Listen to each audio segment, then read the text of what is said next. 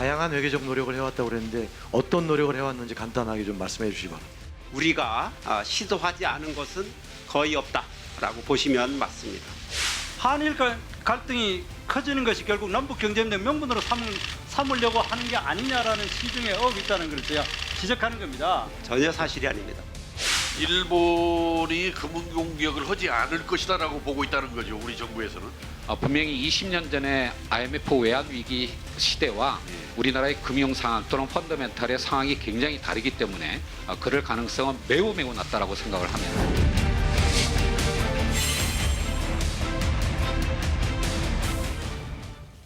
오늘 마침 국회 운영위원회 열리는 날입니다. 청와대 주요 참모들 모두 불러서 일본의 무역 도발 또 북한 발사체에 대한 공방이 이어졌는데요. 자세히 알아보겠습니다. 대전 서구울의 민주당 박범계 의원, 부산 서산구의 자유한국당 장제원 의원 자리했습니다. 어서 오십시오. 네, 안녕하십니까. 네. 3주 만에 뵙는 휴가 것 잘 같습니다. 다녀오셨어요? 네, 잘 다녀왔습니다. 네. 자, 시국이니만큼 오늘 또 1분씩만 발언해 주시면 고맙겠습니다. 네, 저쪽을 보고 얘기하시면 저쪽으로 좀 많이 두시면 될 겁니다. 알겠습니다. 자, 덥네요. 엄중한 이야기들이 많습니다. 어제 아시다시피 문재인 대통령이 평화 경제 네. 언급했는데 북한이 오늘 새벽에 5시쯤에 또 탄도미사일로 추정되는 발사체 2개나 발사를 했습니다. 그러면서 남조선이 그렇게도 안보 위협에 시달리고 있다면 차라리 맞을 짓을 하지 않는 것이 더 현명한 처사다 이렇게 이야기했어요. 어떻게 보십니까? 글쎄 대통령께서 지금 일본의 무도한 경제 보복에 대해서 며칠 전 국무회의에 이어서 어제 수석보좌관 회의에서 소위 평화 경제론 그리고 북한과의 경제 협력을 통해서 일본을 따라잡을 수 있다라는 강력한 메시지를 냈습니다. 네.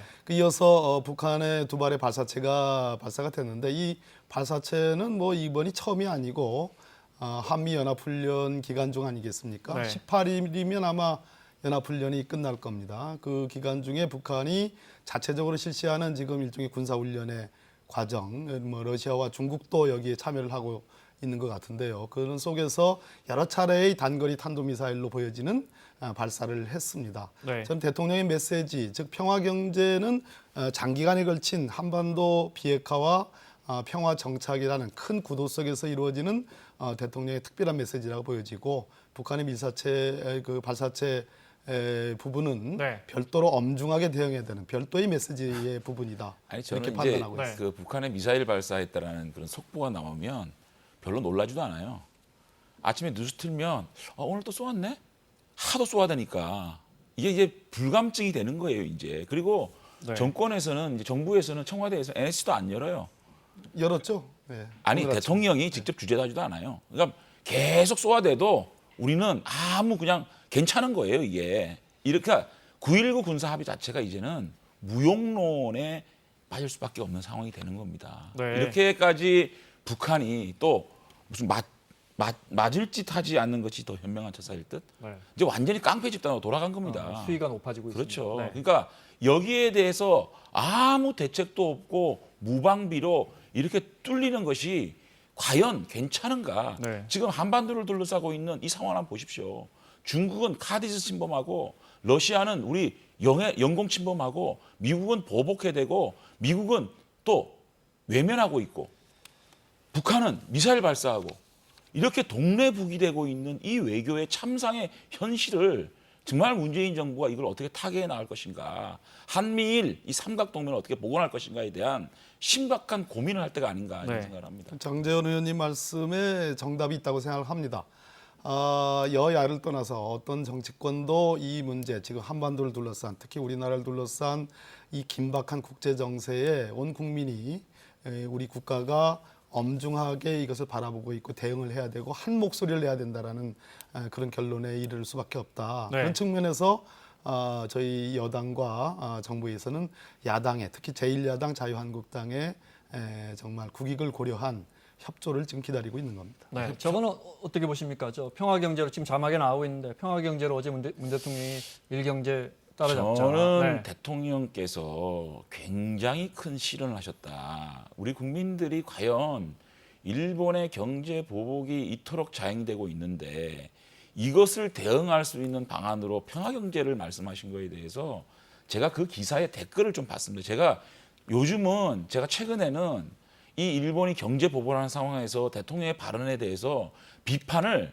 극도로 자제하고 있습니다. 네, 제 네. 페이스북을 보십시오. 네, 그런데 댓글에 알고 뭐라고 있습니다. 나오냐면요. 초현실적 몽환적 국정 운영이다. 교회에서 목탁 두드린다. 절에서 찬송가 부르는 얘기 아니냐. 그만큼 현실적으로 다가오지 않는다. 그러니까 쉽게 말하면 네. 때와 상황에 맞지 않는 말씀을 하고 계신다. 사실은 이 분석도 잘못된 겁니다. 남북의 경협을 해서 평화경제를 만들었을 때 대통령께서 그러지 않았습니까? 이게 결국 내수시장이 확대된다는 얘기인데 우리가 일본하고 경쟁해서 내수시장 확대가 문제입니까?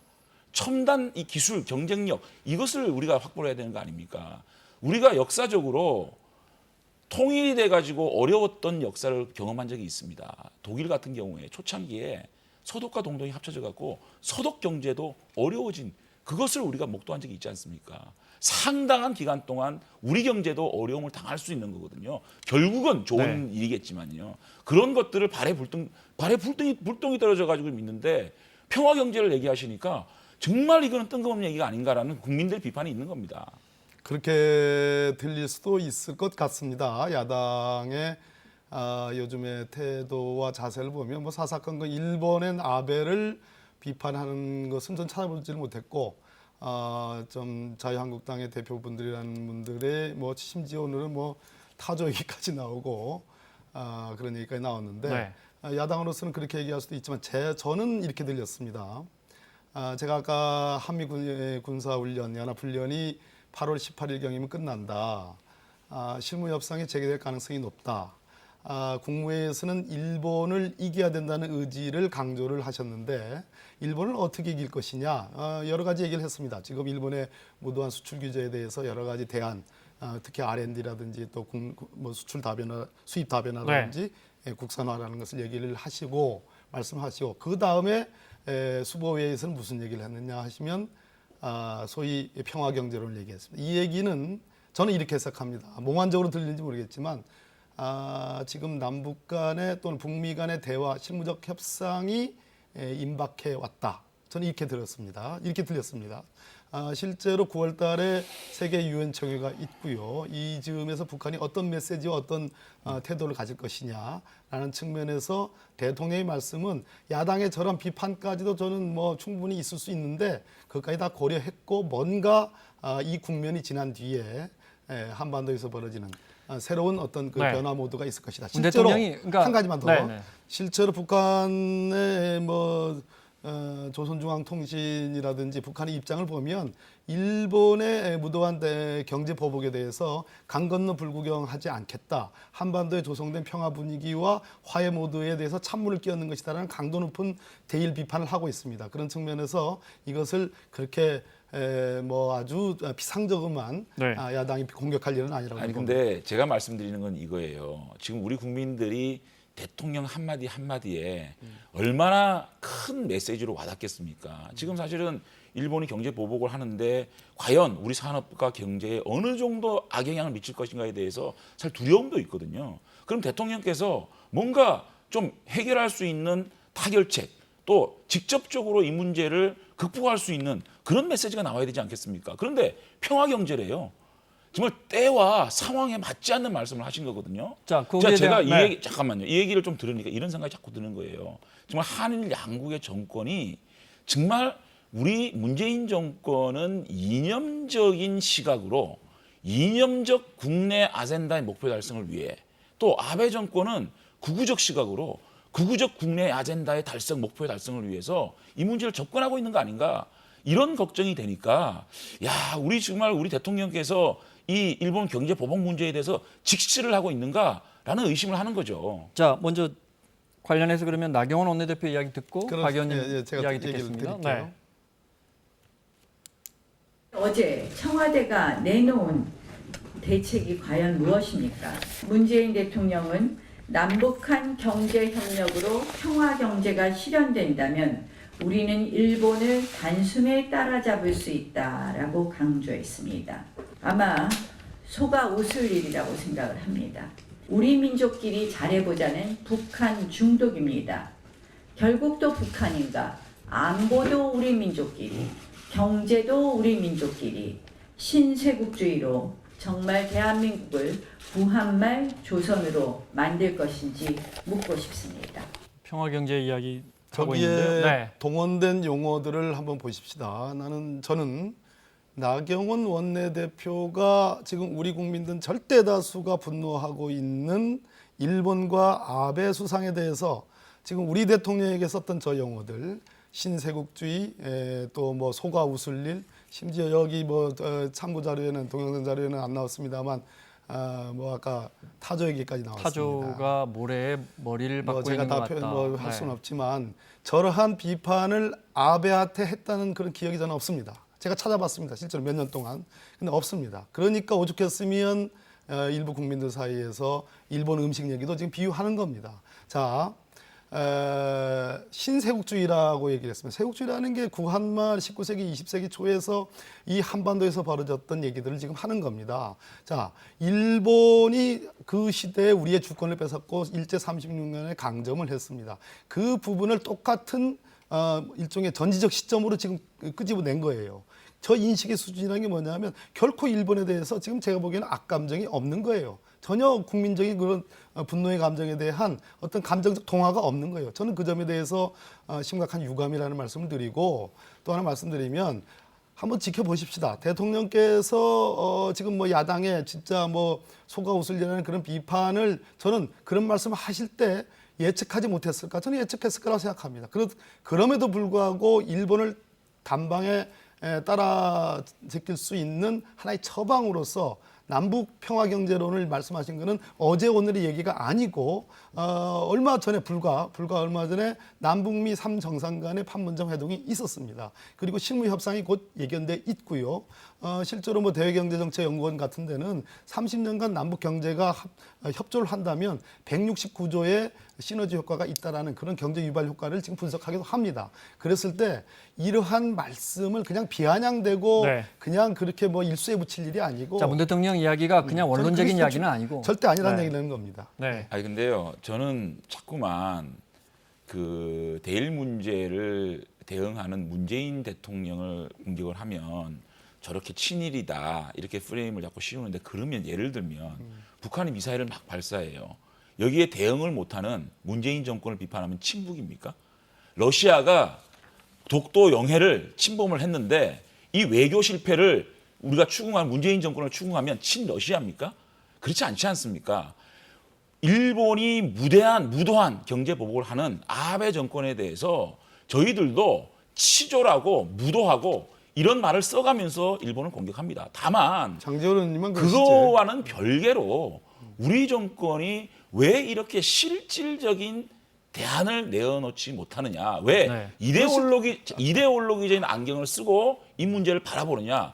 그러니까 자꾸만 평화경제 얘기 나오고 지소미아 폐기가 얘기 나오는 거거든요. 그래서 이런 사실상 먹히지도 않을 그러한 허무한 네. 어떤 대책이 아니라 실질적으로 저는 믿고 싶어요. 문재인 정권이 깊숙하게 물밑으로 일본과의 물밑 협상을 하고 있을 거라고 저는 네. 믿고 싶은 마음입니다. 한일 간의 관계에 대해서 뭐 장재원 의원님에 대한 반박은 아닙니다. 그러나 대체로 제가 들은 자유한국당의 주요 인사들의 발언을 다 종합을 해보면 제가 보기에는 뭐 식민 상황까지는 얘기라고 뭐 지적하고 싶지는 않습니다. 그러나 기본적으로 자해적 상황이라는 것을 지적 안 할 수가 없습니다. 알겠습니다. 자, 실제로 일본과의 군사력 격차에 있어서 7, 8이 서로 주거니 받거니 하고 있고 일본과 1인당 GDP 부분에서는 큰 차이가 없습니다. 일본은 지난 20년간 30년 동안 잃어버린 일본이라고 해가지고 일본이 3만 불을 넘겨가지고 4만 불 초반대 갔다가 3만 불 후반대로 왔다 갔다 하고 있어요. 네. 우리는 8배의 그 1인당 GDP 차이를 극복해가지고 지난 20년, 30년 동안 일본을 거의 다 따라갔습니다. 군사력 면에서도 그렇고 경제력 부분에서도 그렇고. 그랬을 때 너무 그렇게 자해적으로 우리 대한민국의 경제력을 알겠습니다. 이렇게 네. 폄하할 일은 저는 아니라고 자, 보고 이 점에서 이야기를 큰 좀 차이가 있다고 보는 겁니다. 저 진행하겠습니다. 관련해서 우리 정부가 구체적인 대안을 못 내놓고 있다는 지적이 계속 나옵니다. 장 의원님도 그런 맥락에서 이야기하셨고 하는데 이제 오늘 국회 운영이 열렸었는데 노영민 비서실장은 이건 아마 이제 지금 대책이 아니고 지난해 대법원에서 징용 피해자에 대한 배상 결정 나오고 그러면 일본 정부가 반발할 걸 뻔히 아는데 도대체 뭐 하고 있었냐는 질문에 어떻게 답했냐면 사회 지도층과 전문가들이 이런 걸 했으면 좋았을 걸 하는 충고해온 걸 우리가 시도하지 않은 게 없다라고 속내를 밝혔어요. 네. 또 하나 오늘 국회 운영위에서 뭐 노영민 비서실장, 김상조 정책실장, 정의용 국가안보실장 모두 대거 출석했는데 일단 그 장면 잠깐 보겠습니다. 네. 오늘 운영위에서 노영민 비서실장은 그때 그 지난해 대법원의 징용 피해자 배상 판결이 나자 우리 청와대가 또 그때 일본과 중재해보기 위해서 피해자들과 협의를 진행한 작년 사실도 밝혔는데요. 대법원 판결 이후로 거의 6개월에서 8개월간 저희들이 가장 심혈을 기울인 부분이 바로 피해자들을 설득하는 것, 그들이 수용할 수 있는 방법을 모색하는 것이었습니다. 저희 나름대로는 최선의 방법을 도출해냈고 세상이 꼭 겉으로 드러난 것만이 다가 사실은 아니다라는 말씀을 드리고요. 일본과 정말 전방위적인 외교적 노력을 했고 우리의 안만 꼭 고집하는 것은 아니다. 일본이 제시한 안도 똑같이 테이블에 올려놓고 허심탄회하게 논의하자라는 우리의 의견을 지속적으로 전달했었습니다. 그러니까 사실은 이제 우리가 알려진 거로는 그 뒤에 정부가 내놓은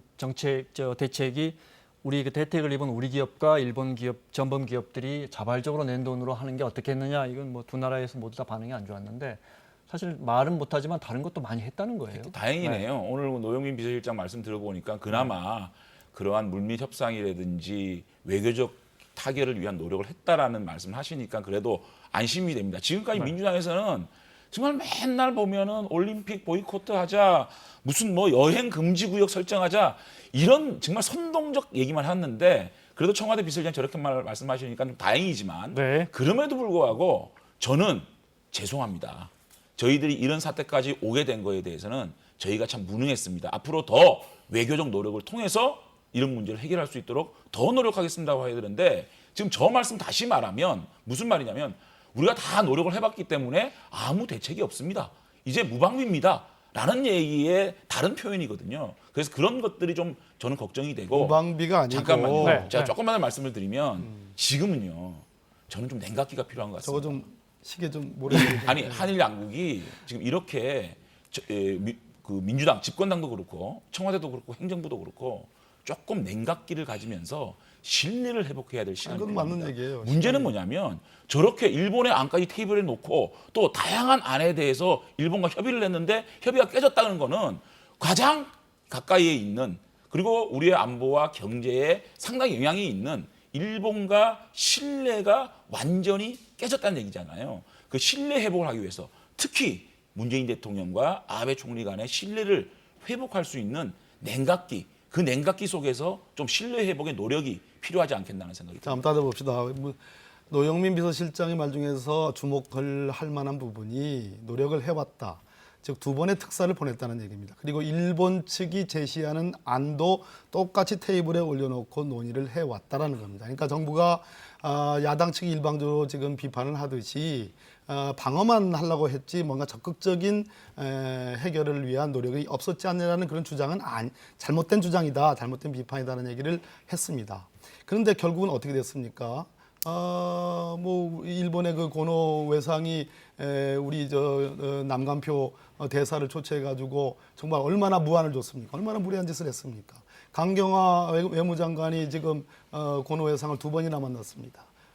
아무런 그런 그 진전이 없었습니다. 그랬을 때 결론적으로 놓고 보면 아베의 저러한 도발이 그냥 일회적이고 어떤 역사 논쟁에서 어떤 보복적인 그런 차원이 아니고 매우 집합적이고 종합적인 일본 내부의 어떤 경제적 모순과 네. 또 군국주의적 발상 그리고 평화헌법을 개정하겠다라는 패권적인 일본의 지향 이런 여러 요소들이 지금 결부가 돼가지고 하는 한국에 대한 일종의 도발이거든요. 그런 측면에서 우리가 선택할 사양이 그렇게 많지 않다. 그랬을 때에 지금 정부가 발표한 것처럼 국선화 또 수입선 다변화 그것을 위한 적극적인 어떤 지원과 R&D 또 세액공제 금융지원 이런 등등의 대책들을 일단 하고 9월 달과 10월 달 가면 저는 어느 정도의 어떤 해결의 실마리가 있다. 우리가 이따가 논의하게 될는지 모르겠으나 어쨌든 미국의 입장이 미국이 개입을 해서 일본은 미국 말을 잘 듣습니다. 그랬을 때 미국이 지금 관망하는 그런 태도가 아니라 한미일 이런 삼국 간의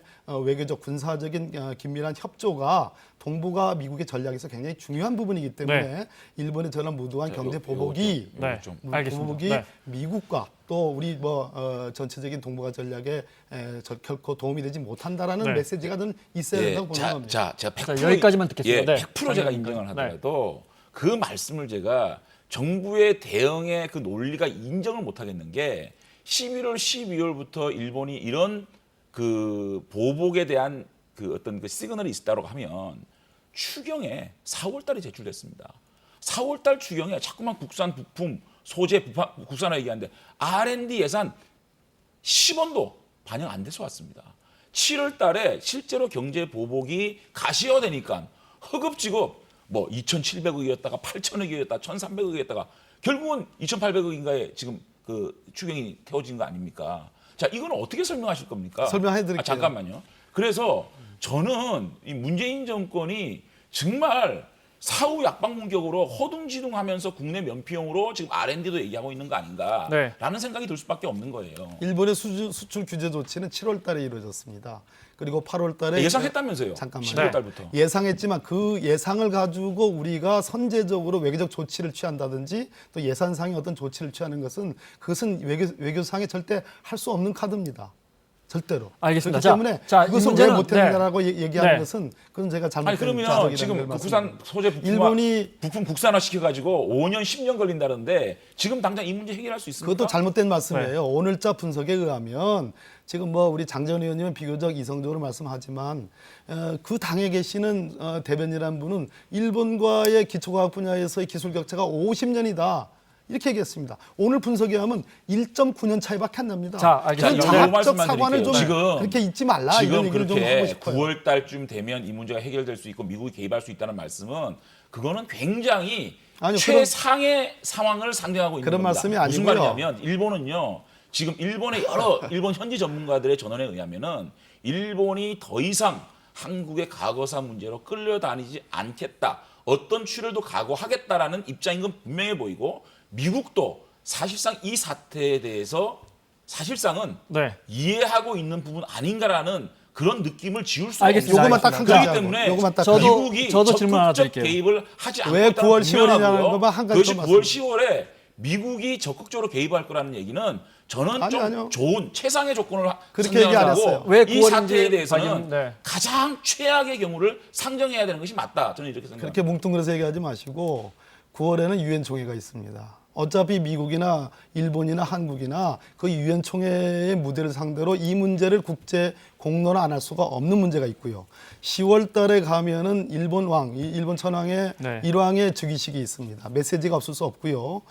그다음에 중요한 것은 일본 경제의 모순을 제가 말씀드렸는데 10월부터 소위 일본의 소비세가 8%에서 10%로 인상됩니다.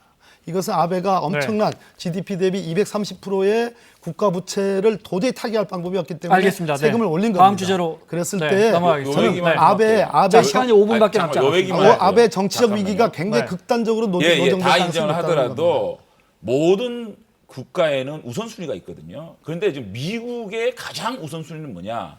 미중 경제 전쟁 속에서 한국이 누구 편이냐? 그거를 질문하고 있는 거야, 미국은. 그런데 미국 입장에서는 미중 경제 전쟁 속에서 한국이 우리 편이 아니라는 느낌을 갖고 있기 때문에 일본에 오히려 제가 볼 때는 이 사태에 대해서 미국이 개입할 여지, 우리나라가 확실하게 미국의 그러한 경제 체인에 들어가겠다는 약속 없이는 제가 볼 때는 쉽게 개입하지 않을 거라고 저는 생각을 합니다. 그래서 위기라는 겁니다. 알겠습니다. 자, 한국 사람이 미국 쪽 얘기를 하는 거죠. 저도 드리고 싶은 질문이 많은데 알아야 우리가 대응을 하죠. 자, 오늘 다음 주제 잠깐만 언급하겠습니다. 저도 드리고 싶은 질문이 많은데 하나도 못 드립니다. 시간 때문에. 오늘 운영위에서 그동안에 문재인 대통령의 개인 비위 의혹을 계속 제기했던 곽상도 의원이, 자유한국당 곽상도 의원이 문 대통령이 변호사 당시에 친일파로 의심되는 사람의 재판 승소를 도왔다는 의혹을 다시 제기했습니다. 그러면서 노영민 비서실장과 분위기가 격해졌는데 잠깐 그 장면 보겠습니다. 상속세 소송하고 법인세 소송에서 대통령께 얘기 좀 물어보세요. 거기 가담하셨는지 그 깊게 관여하지 소송에 않았습니다. 위정을 하고 허위 서류를 낸 부분에 대해서 분명하게 밝혀주세요. 왜 답변을 안 하고 엉뚱한 미담을 얘기해요? 그 지금 말씀하신 것에 대해서 책임지실 수 있으십니까? 그럼요. 여기서 미사- 말씀하지 마시고 아니, 저기 정론관 가서 말씀하세요. 아니 소송 사기에 가담했는지 그걸 밝혀달라는 겁니다. 그런 말씀은 여기서 하지 마시고 정론관 가서 하시라니까. 그런 적 없습니다. 대통령께 자신이 있으시면 네? 정론관 가서 말씀하세요. 저에겐 제가 먼저 말씀드릴게요. 곽상도 의원이 왜 저렇게 하는지를 저는 압니다. 근데 참 애처롭고 안타깝고 별 감정이 다 드는데요. 저 기업, 그 김지태 씨 유족이 네. 저 친일이라고 전제하는 저 전제에서 나오는 저런 얘기를 저 김지태 씨 유족이 이 소송을 이제 고소를 할 겁니다. 뭐 했다는 설도 있고요. 네, 오늘 고소한다는 그런데- 입장을 근데 밝혔습니다. 그 기업이 어떤 기업이냐면 저것도 역시 대일 관계에서의 모순이 적나라하게 드러난 부산의 유명한 기업들입니다. 굉장히 기술이 좋은 그리고 잘 나가는 기업이었는데 일본이 이 수입선을 끊은 겁니다.